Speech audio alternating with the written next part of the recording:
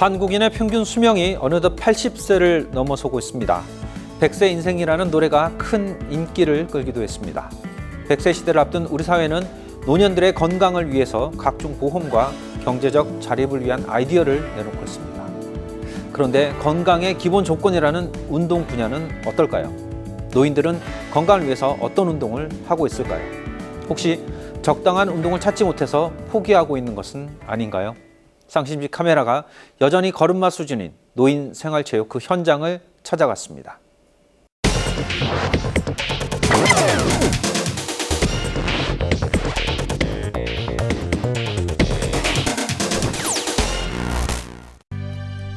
백세 인생이란 말이 더 이상 생소하지 않는 시대.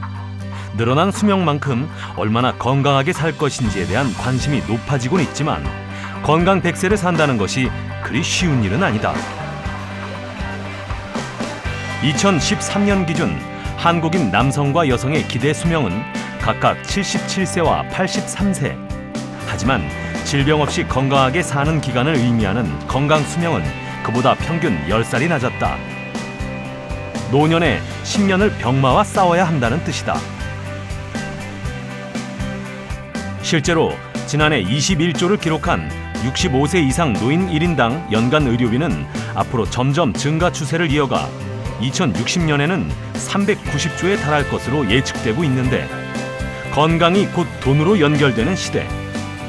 노인 의료비를 절감하려면 생활체육으로 일상에서 꾸준히 건강을 지킬 수 있게 스포츠 복지 시스템을 마련하는 것이 가장 효과적인 방법이라는 목소리가 높다. 규칙적인, 그러니까 지속적인 체육 활동이 일상적으로 이루어졌을 때 얻을 수 있는 건강의 혜택이나 체력적인 면이 많이 부각돼야 된다는 거죠. 우리가 노화가 신체적으로도 일어나고 심리적으로도 일어나고 사실은 사회적으로도 일어나거든요. 심리적으로도 혜택을 볼 수 있고, 예를 들면 자아 존중감이 높아진다든지 자기 효능감이 생긴다든지 고독감을 이겨낼 수 있는다든지 이러한 것들이 있을 수 있고요. 하지만 꾸준한 신체 활동이 노년기 건강 관리에 꼭 필요하다는 공감대에도 불구하고 정작 노년층에게는 아직 생활체육 진입의 벽이 높기만 한데 그동안 우리나라의 스포츠 정책이 메달을 목표로 하는 소수의 재능 있는 유망주들에게 집중 투자하는 엘리트 체육 중심으로 이루어지다 보니 건강 증진이 목적인 생활체육에 대한 관심은 그다지 크지 않았던 것이 사실. 그렇다면 생활체육 선진국인 일본에서는 어떤 방식으로 생활체육이 활성화되고 있을까? 근데 일본이 지금 자치 구별로 물론 기본적인 계획안은 정부가 갖고 있지만 그런 것들을 바탕으로 해서 그 어르신들 자체 내에서 프로그램들을 개발하고 프로그램들을 적용하고 지도자를 요구하고 배출하고 하는 과정들 속에서 신체 활동이 자발적으로 이루어지고 있는 거를 제가 볼 수 있거든요. 젊은 층이 즐기는 생활체육 종목은 노인의 생체 주기별 특성과 체력에 맞지 않는 것이 대부분이라 오히려 건강을 해칠 우려도 있다. 그래서 무엇보다 노년의 생체 주기별 특성에 맞는 다양한 생활체육 종목을 발굴하고 체력 상태에 맞는 운동법을 적용해야 한다는 목소리도 높은데 건강을 위해서 우리 어르신들은 게이트볼 뭐 이런 거 정도 걷기 운동 같은 거를 뭐 특별할 거 있나요? 뭐 산책들 하시고 혹은 또 산에도 다니시고 뭐 그 정도 아닐까요? 아주 건강하신 분들은 생활체육 쪽에서도 스포츠 쪽에 가까운 생활체육을 해야 될 것 같고요. 그리고 중간에 독립적인 삶이 가능하시지만 만성질환이 있으신 분들은 또 거기에 만성질환에 맞는 그리고 체력을 향상시키고 건강을 향상시킬 수 있는 운동 프로그램들이 적용돼야 될 것 같고요. 그리고 허약하신 어르신분들은 병상에 누워 계시거나 24시간 도움이 필요하신 분들은 또 그 독립적인 어르신분들이 하는 생활체육이 아닌 또 다른 재활의 측면에서 노인 생활체육의 중요성이 강조되면서 국내 실정에 맞는 새로운 종목을 발굴하려는 시도들이 계속되고 있다. 그중 하나가 여러 차례 전국 대회도 열릴 정도로 빠르게 확산되며 최근 노년층에게 큰 인기를 끌고 있는 창시형 생활체육 한궁이다. 이런 다양한 형태의 노인 생활체육이 많이 개발되고 활성화되기 위해서는 무엇보다 복지 차원의 정책과 지원이 중요해 보인다. 하지만 노인 생활체육의 경우 관할 부처 기준이 명확하지 못해 현재는 제대로 된 지원을 받기가 힘든 상황인데 또한 국민체육진흥기금의 생활체육 예산 또한 국민들의 생활체육 참여율이 늘어나는 데 비해 제자리 걸음만 걷고 있어 건강 100세 시대의 문을 열 스포츠 복지의 갈 길은 아직도 멀기만 하다. 건강 100세 시대를 위해선 생활체육이 반드시 필요합니다. 특히 노년층의 생활체육은 스포츠 복지 차원에서 많은 지원과 배려가 필요해 보입니다. 스튜디오에 한국스포츠학회 허광 상임이사 모셨습니다. 안녕하십니까? 안녕하세요. 네. 방금 보신 영상에서 기대 수명이라는 용어가 나왔고 그다음에 건강 수명 이게 두 가지 용어가 나왔는데 어떤 차이점이 있는 거죠? 이 기대 수명은 일반적으로 우리나라에서 평균 수명이라고 하는 그런 수명을 말씀드리고 건강 수명은 우리가 건강하게 생활할 수 있는 수명을 말하는 거거든요. 그러니까 예를 들어서 지금 남성이 이제 건강 그 수명이 현재 2015년 기준으로는 64.9세, 예. 여성이 이제 65.9세였어요. 근데 그 한국 남성의 이제 기대 수명은 남성이 79세, 여성은 이제 85세. 이게 점점 이제 조금 차이가 나는데 문제는 뭐냐면 기대 수명도 늘어나고 건강 수명도 늘어나는데 차이는 뭐냐면 그 사이에 그 차이가 점점 더 늘어나고 있다는 것이 굉장히 심각한 문제입니다. 현재로는 2015년 기대 수명 차이는 남녀 평균 17세가 차이가 납니다. 그 차이가 난다라는 거는 어떤 의미를 갖고 있는 거예요?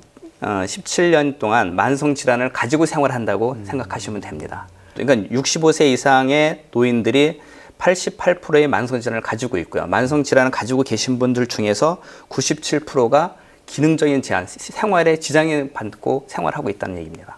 거동의 불편을 느낄 만큼의 질병을 안고 있다라는 그렇습니다. 말씀이신데 그렇게 되면 운동보다는 당장에 그분들의 건강을 위한 치료를 예. 위한 의료비가 더 많이 들지 않을까 이런 생각이 드는데요.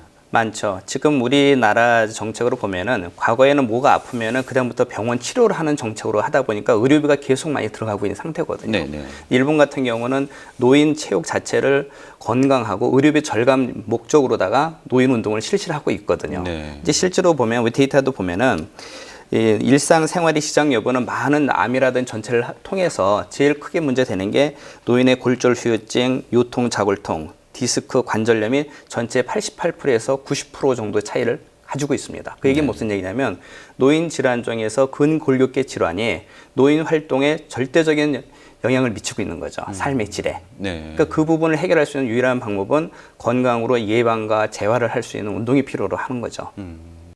일반적으로 우리가 이제 생활체육이라고 말하는 분야가 네. 노인들에게는 조금 다른 의미로 다가올 수 있다는 얘기인데 그렇죠. 실제로 이사님께서는 어르신들의 어떤 그 생활체육과 관련된 업무도 지금 맡아 보시는 걸로 알고 있습니다. 예, 그렇습니다. 어떻습니까? 현장에서 느끼는 어떤 정부적인 지원이라든가 아니면 사람들의 시선이라든가 이런 것들은 어느 정도 수준이라고 평가를 하시는지요? 현재 우리나라 이제 체육 정책이라는 거 하는 부분들이 체육이라고 하면은 이제 엘리트 체육을 하고 있고 엘리트 체육은 곧 이꼬로 메달이거든요. 네. 그게 이제 국가 정책으로 끌고 왔었던 부분이고, 그러니까 이제 엘리트 체육을 일반인들이 하는 걸 생활체육으로 하다 보니까 노인분들이 할 수 있는 생활체육이 거의 없는 것이 현실이거든요. 그다음에 이제 복지 부분을 보게 되면은 복지는 병이 아프면 병상을 만든다든지 치료를 한다든지 여기에 포커스를 맞추다 보니까 주로 이제 노인들한테는 이제 요즘 말하는 퍼주기식 이렇게 정책이 되고 있는데 거기에 생활에 이제 생활체육이라는 부분들이 노인이 들어가 있는데 노인은 그 끼인 세대가 돼가지고 스포츠 문화관광부의 정책, 체육 정책에도 들어가지 못하고 보건복지부에서 운동을 해야 되는데 복지부랑 문화관광부하고 그 마찰 때문에 그쪽을 또 관여하지도 못하고 네. 아주 애매모호한 상태로 돼 있습니다. 이사님께서 보시기에는 그러면 어르신들, 노인들을 위한 생활 스포츠가 별도로 개발이 되어야 된다 이렇게 생각하시는 건가요? 그렇죠. 예를 들어서 뭐 일본이나 미국 같은 경우에는 일본 같은 경우는 한 20여 개 종목이 있거든요. 네. 그 종목을 예를 들어서 뭐 탁구다 그러면 이제 라지 탁구라 해가지고 볼을 더 크게 만든다든지 이제 볼이라 그러면 소프트 볼이라 해서 볼을 물렁물렁하게 한다든지 그 노인에 맞게끔 그 스포츠 종목이 변형되고 조정되고 게임 룰을 바꿔서 하고 있습니다. 네. 그것도 이제 미국 같은 경우는 내셔널 시니어 게임 어소시에이션이라는 단체에서는 노인들을 5살 단위로다 운동을 따로따로 해요. 그렇게 맞춰서 거기에 맞는 룰이 다 따로따로 있어요. 네. 그렇게 하는데 우리나라는 종목이 불과 한 4, 5년 전만 해더라도 장기 바둑, 게이트볼 이 3종목밖에 없었습니다. 그러니까 이제 그렇지 않고는 일반적으로 체조를 한다든지 뭐 이런 식으로밖에 되고 있지 않기 때문에 네. 노인 스포츠라고 하는 부분들이 장르 자체를 국가에서 인식 자체를 하지 않고 있었던 것이 현실입니다. 이 다양한 그 생활체육을 개발하는 여러 가지 연구 기관도 있을 거고 국가 정책도 있을 것 같은데 왜 이렇게 노인에게 맞는 생활체육은 개발되지 않았다라고 보시는지요? 지금 이제 우리가 부처 간에 서로 이제 공감대가 형성이 아직 안 돼서 그렇다고 봅니다.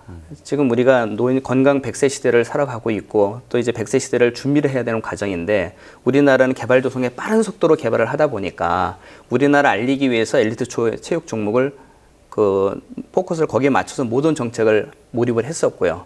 일단 노인들도 빠른 시간 내에 노인이 급속하게 되다 보니까 국가 정책이 따라가지 못했던 거죠. 이제부터라도 뭐 미국이라든지 일본처럼 노인 체육에 대해서 노인 의료비에 포커스를 맞추고 노인 건강에 맞춘 종목들을 개발하고 해야 되는 부처들이 나와야 됩니다. 현재는 그걸 담당하는 부처나 어떤 단체나 이런 것들이 거의 없는 게 현실입니다. 기본적인 부처 자체가 없기 때문에 그렇습니다. 이런 정책들이 제대로 수립될 수가 없다라는 평가신데요. 예. 최근에 보니까 올림픽에서 좋은 성적을 냈던 영국이나 일본 같은 경우에는 이런 생활체육이 기반이 돼서 올림픽에서 성과를 냈다라는 평가도 있거든요. 예, 맞습니다. 제가 지난해 이제 헝가리를 갔는데 헝가리에서 우리나라 조수미아 같은 아주 유명한 오페라 가수가 나와서 노래를 부릅니다. 근데 그 분이 전직 헝가리 육상 국가대표 선수였어요. 아, 네. 그게 무슨 얘기냐면 유럽이나 이런 데서는 생활체육자의 그야말로 생활체육인 거예요. 우리는 엘리트처럼 선수를 육성한 것이 아니라 초등학교, 중학교, 고등학교서부터 쭉 일반 사회인들까지 그중에 잘하는 사람을 뽑아서 대표로 해서 그때 이제 교육을 시켜서 뭐 세계 대회도 나오고 유럽 대회도 나오고 이렇게 나오고 있거든요. 우리나라는 선수만을 육성을 해서 가고 있거든요. 저희 통계를 보니까 그 일본 같은 경우는 예를 들어 수영 예를 보면은 우리나라에서 수영을 하는 학생들이 한 10% 정도 내외래요. 근데 일본은 수영을 안 하는 학생들이 10% 내외랍니다. 그만큼 뭐 주변에 시설이 인프라가 잘 돼 있는 거예요. 그 생활체육에 대한 개념들이 우리는 아직 못 가져 있고 다른 나라는 돼 있다 보니까 그 저변 인구가 엄청나게 많이 있는 거죠. 그 많은 인구에서 잘하는 사람을 뽑으니까 특별히 훈련시키지 않아더라도 특출난 사람들이 나오기 시작하는 거죠. 생활체육이 활성화되는 것이 일반적으로 얘기하고 있는 그 선수층을 두껍게 하는 그런 효과가 있다. 그렇죠. 이런 말씀이신 거죠. 예. 나이에 관계없이 각자의 몸 상태에 맞는 운동이 필요하고 이를 위해 전문가의 처방을 받는 경우도 많습니다. 노년층을 위해선 진단도 필요하지만 다양한 강도와 재미를 갖춘 운동을 많이 개발할 필요가 있어 보입니다. 전통 놀이인 투호와 궁도의 양궁과 다트의 장점이 합쳐진 한궁은 지난 2006년 개발돼 전국적으로 약 70만 명 이상의 노인들이 즐기는 대표적인 어르신 생활체육으로 자리 잡았다. 한궁이 국내에서 처음으로 세계 생활체육연맹 국제 공인 종목으로 인정받는 등 빠르게 확산될 수 있었던 것은 간편한 게임 방식이 큰 역할을 했다.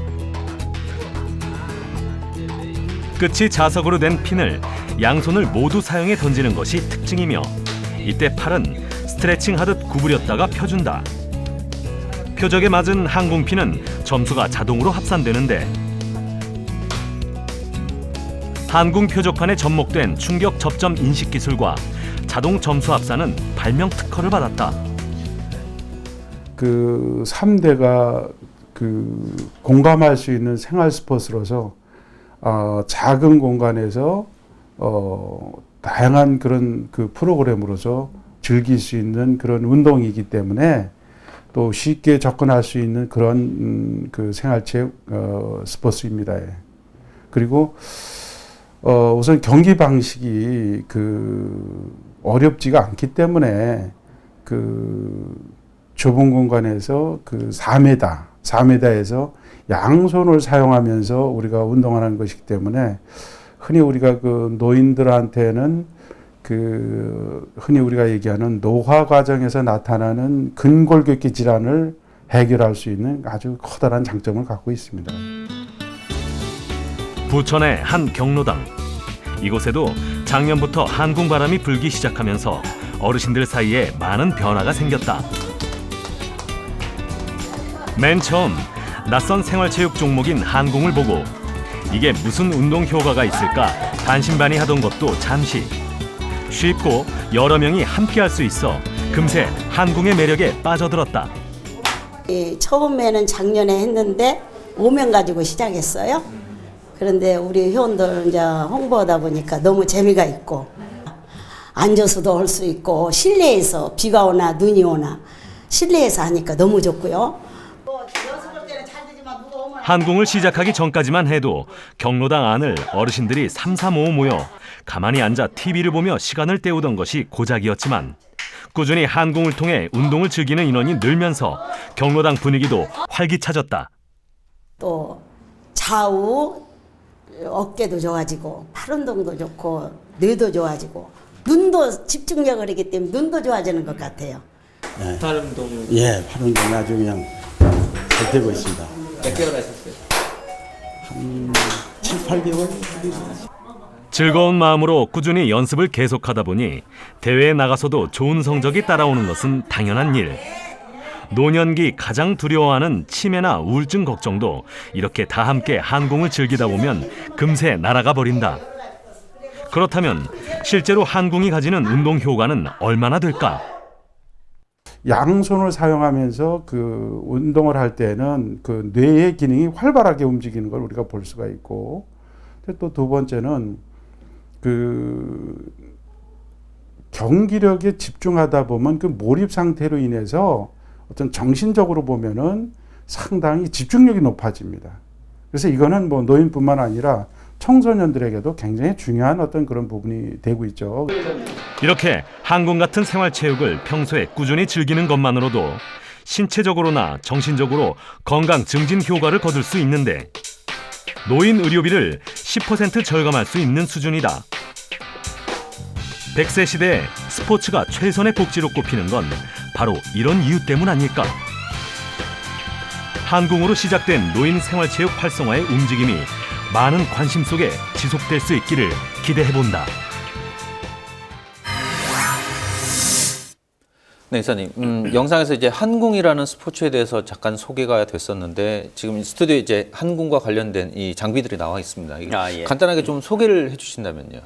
예, 한궁은 이제 다트하고 비교를 해서 보면 다트는 이제 빨간 뾰족한 쇠핀이 달려 있습니다. 네. 이거는 이제 앞에가 묵뚝하고 이제 자석으로 돼 있어가지고 굉장히 안전하게 돼 있습니다. 생활체육이라는 말이 스포츠 포울입니다. 그게 남녀노소 누구나 다 할 수 있는 스포츠가 그 생활체육인데 네. 이게 다트 같은 건 위험하다 보니까 그 범죄에 들어가지 못하고 있습니다. 아, 이게 우리나라에만 있는 종목인가요? 그렇습니다. 한국 종목입니다. 한국에서 만든 종목이지만 세계연맹에 가입한 유일한 종목입니다. 아, 그래서 이거는 이렇게 점수를 딱 맞게 던져서 부착이 되면은 그 부분을 점수를 인식하도록 돼 있고요. 네. 근데 한국의 기본 룰은 오른손으로 5번을 스트레칭 던지고 왼손 5번 던진 거를 그 합산 점수 가지고 대회를 치릅니다.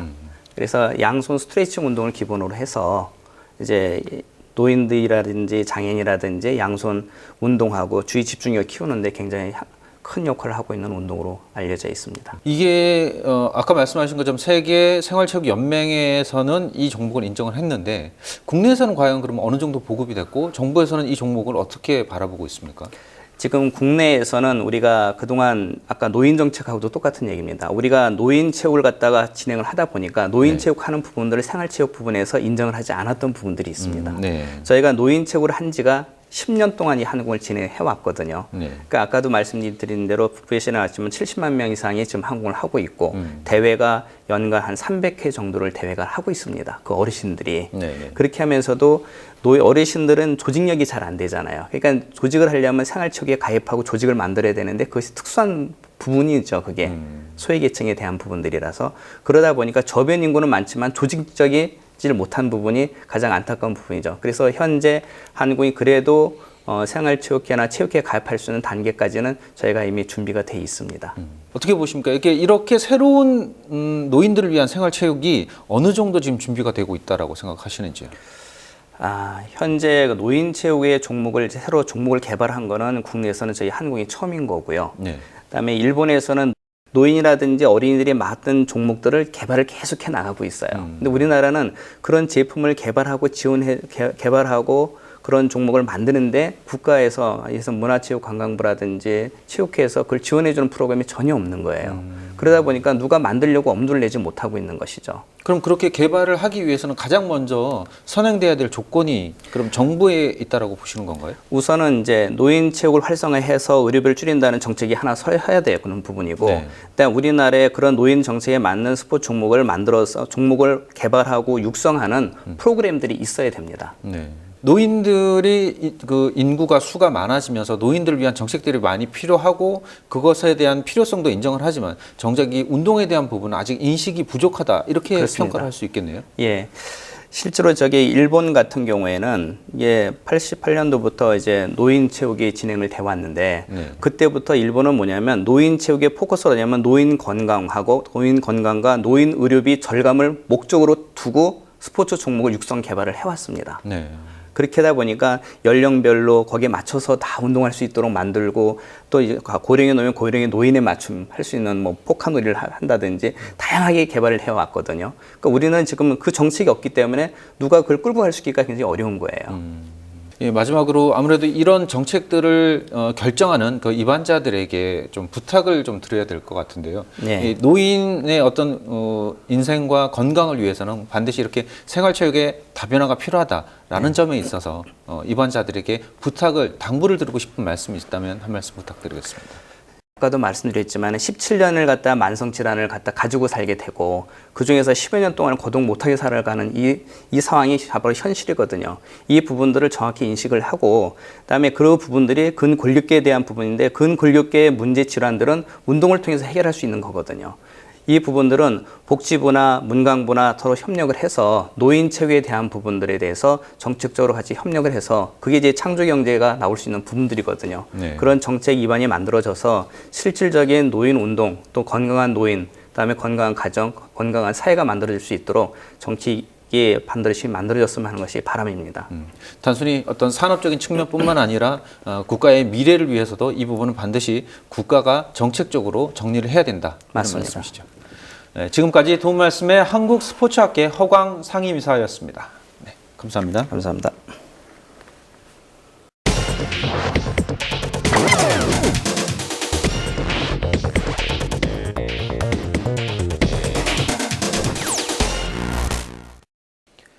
우리보다 앞서 고령화 사회, 초고령화 사회를 접한 외국에선 생활체육을 국민복지 차원에서 접근하고 있습니다.